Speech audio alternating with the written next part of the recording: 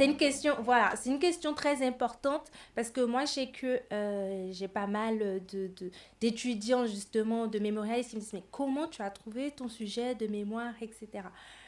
L'idée, parce que effectivement, il faut apporter quelque chose à la profession, mais je constate que ça stresse beaucoup de se dire, oh, cette profession qui existe depuis, De quoi a-t-elle allez, besoin? c'est ça, déjà 1945. Tu vois, donc, qu'est-ce que moi, à mon échelle, je peux encore apporter?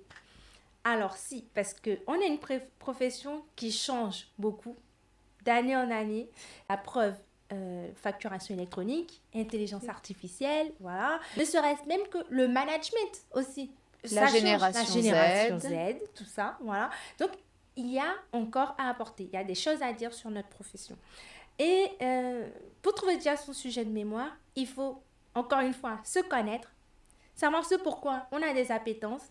Parce que vu le nombre d'heures qu'on va y consacrer, autant que ça plaise. Il Faut vaudrait pas mieux que... que ça Voilà. plaise. Et c'est ce que disait Clément tout à l'heure.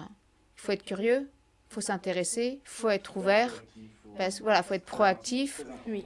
pour trouver ce qui va nous plaire Mm. et ce qui peut être une réponse à une problématique Voilà. cabinet, quoi. Parce que le mémoire, c'est pratico-pratique. Donc, il est essentiel de se dire, voilà, dans l'exercice de ma profession, et d'ailleurs, c'est aussi à ça que sert le stage de 3 ans, de se dire, pendant l'exercice de ma profession, voilà, j'ai été confrontée à telle situation, le sujet m'intéresse, je pense que ça peut apporter quelque chose, que ce soit connu du grand public, entre guillemets.